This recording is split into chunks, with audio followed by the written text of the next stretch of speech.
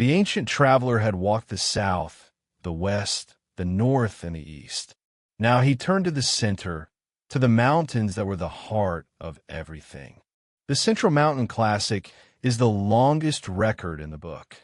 12 ranges, hundreds of peaks, countless rivers flowing outward to the four seas. If the other chapters were the limbs of the ancient world, the Central Mountains were its spine. In the Central Mountains lives the most enigmatic creature in all the ancient record, Jimeng. It looks like a yellow sack. Its body is red. It has 6 legs and 4 wings. It has no face, no eyes, no mouth, no ears. It cannot see. It cannot hear. It cannot speak. And yet, the book records, Jimeng knows music and dance. It understands joy. In the center of the ancient world lived a creature that experienced beauty without any of the senses we use to perceive it. In the central rivers lives the transformation snake, Huashi. It has the face of a human and the body of a serpent. From its sides grow the wings of a bird. Its voice sounds like the roaring of a great flood. The ancient record says, where the transformation snake appears, the land will flood.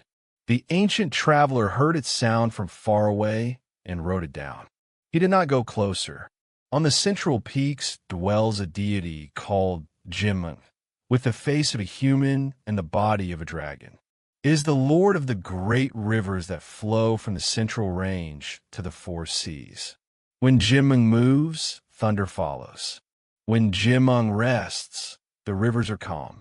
The ancient people understood that the rivers that gave them water, fed their crops, and carried their boats were not random. They were governed. Something at the center of the mountains was in charge. The Central Mountain Classic catalogs more sacred trees than any other chapter. Trees whose flowers prevent nightmares. Trees whose fruit makes voices beautiful. Trees whose wood, worn on the body, keeps away floods.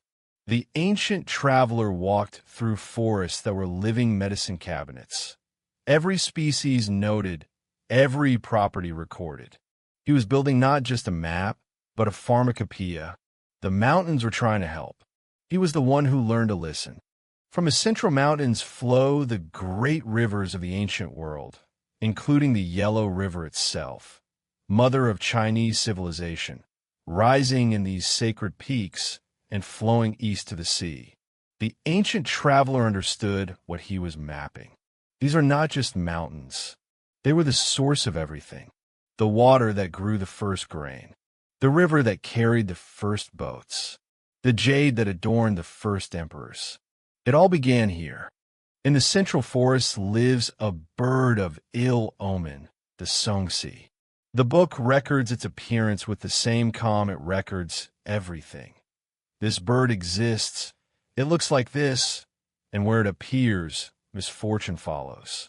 The ancient traveler did not warn dramatically. He simply noted, Songsi has been seen. The reader understood what that meant. The mountains contain beauty and medicine and wonder, and they also contain this. The Central Mountains hold more jade than any range in the ancient world. The book records deposit after deposit, white jade, green jade, dark jade, the precious stone that the ancient Chinese prized above gold. Jade was not merely beautiful. It was sacred.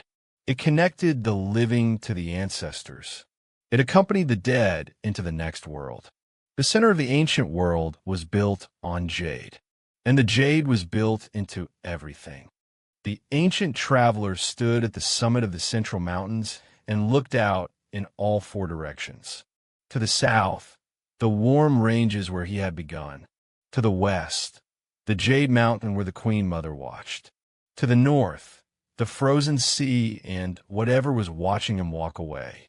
To the east, the golden sea of the sunrise. He had walked them all. He had written it all down. The Book of Mountains was complete, and the world had never been so precisely, so lovingly, so impossibly described.